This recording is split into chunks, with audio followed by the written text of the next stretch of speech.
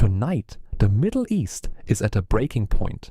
A deadline is closing in, a ceasefire is on the verge of collapse, and a warning from the White House, more direct and more forceful than anything we've heard in months, is now reverberating across the globe. Here's what we know right now.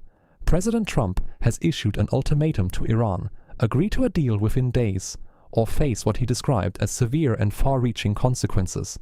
His administration has not ruled out large-scale military strikes targeting key infrastructure deep inside Iranian territory. The clock is ticking. A fragile ceasefire expires in less than 72 hours. Tonight, we have full coverage of every dimension of this unfolding crisis, from the diplomatic backchannels to the threat to global energy markets and the human stakes at the center of it all.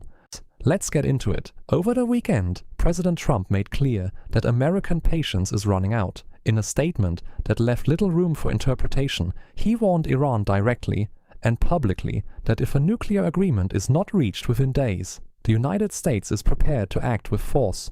Officials familiar with the discussions say potential military targets could include power infrastructure, communications networks, and other critical systems. A scope that, if executed, would represent one of the most significant US military actions in the region in decades. But here is the important nuance, and it matters. The diplomacy has not stopped. Energy Secretary Chris Wright, speaking this weekend, offered a notably different tone from the public rhetoric. According to Wright, negotiations between Washington and Tehran are, in his words, further along than most people realize. He described the current moment as what he called the, quote, final phase of a decades-long effort to prevent Iran from reaching nuclear weapons capability. The administration's strategy appears deliberate, wielding public pressure as a negotiating tool, making the cost of failure crystal clear, while keeping the door to a deal technically open. Whether that strategy succeeds or backfires may be determined in the next 72 hours. At the geographic center of this crisis sits a narrow strip of water, about 21 miles wide at its most pinched point, through which roughly 20% of the world's oil supply passes every single day, the Strait of Hormuz. This weekend, Iranian forces reportedly opened fire on 2 commercial vessels transiting the strait, and both vessels reported damage. No casualties have been confirmed at this time, but the incident has put the entire global shipping community on high alert. Major maritime organizations have now issued formal warnings, advising commercial shipping operators that the strait remains, in their assessment, unsafe. The specific threats cited include naval mines and the risk of missile strikes from Iranian-controlled positions along the coastline. The consequences for global markets are already visible. Oil prices surged in overnight trading following news of the vessel incidents. Analysts are warning that even the perception of instability in this corridor can send energy prices sharply higher, affecting everything from the price of gasoline at the pump in the United States to heating costs across Europe and Asia. To making matters more complicated, Iran's own leadership appears divided on what message to send. Some Iranian officials have publicly insisted the strait remains open and that commercial traffic will not be impeded. Others, however, have issued far more confrontational statements, asserting Iranian control over the waterway and warning that any foreign military intervention will be met with a direct response.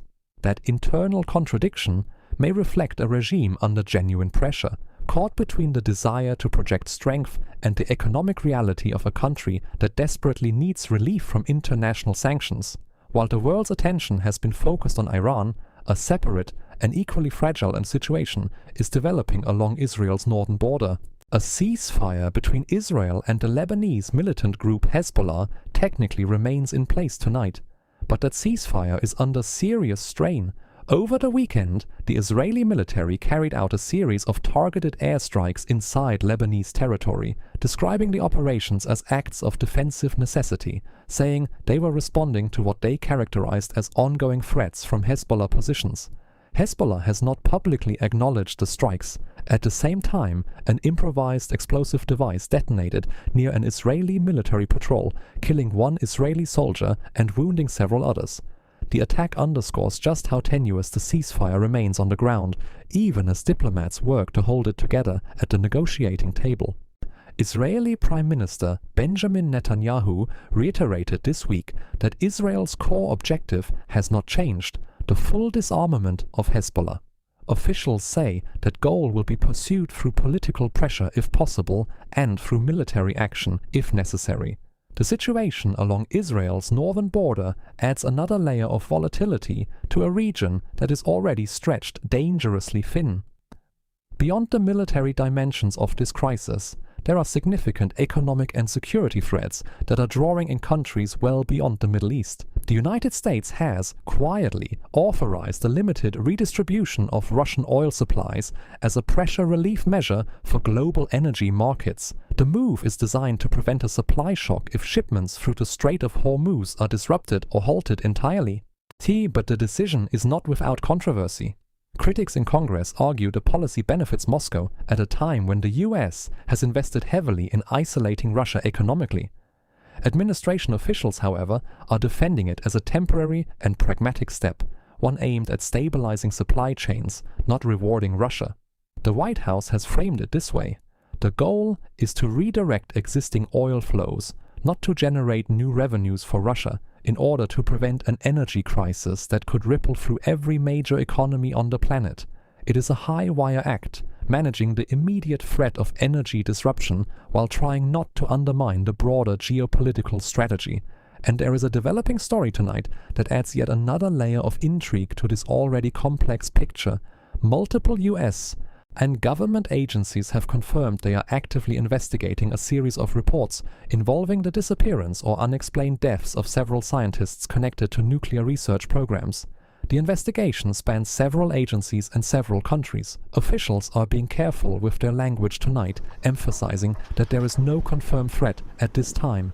But they are also making clear that the investigation is active, ongoing, and being taken seriously at the highest levels. We will continue to follow that story as details emerge. So, what happens next? And what should the rest of the world be watching for in the coming hours and days? The most immediate question is this: will Iran agree to terms that satisfy the United States' core demand, a verifiable, permanent end to its nuclear weapons program? Or will the talks collapse under the weight of public pressure, internal divisions, and the ticking clock? If diplomacy succeeds, the implications are enormous: a potential de-escalation across the entire region, the reopening of vital shipping lanes, and a long-sought breakthrough on nuclear non-proliferation. But if it fails, the risks are just as significant. A military confrontation in and around the Strait of Hormuz would not just be a regional conflict, it would be a global economic event, sending energy prices soaring and potentially triggering a financial shock felt in living rooms and boardrooms from Houston to Tokyo. What we are witnessing tonight is a moment of genuine geopolitical peril, but also potentially of genuine geopolitical opportunity. The same pressures that make this situation so dangerous are also the pressures that, if managed carefully, could force the kind of agreement that has eluded diplomats for more than 2 decades. The next 72 hours will tell us a great deal about which direction this goes. We will be here throughout the night and into tomorrow, bringing you every development as it happens.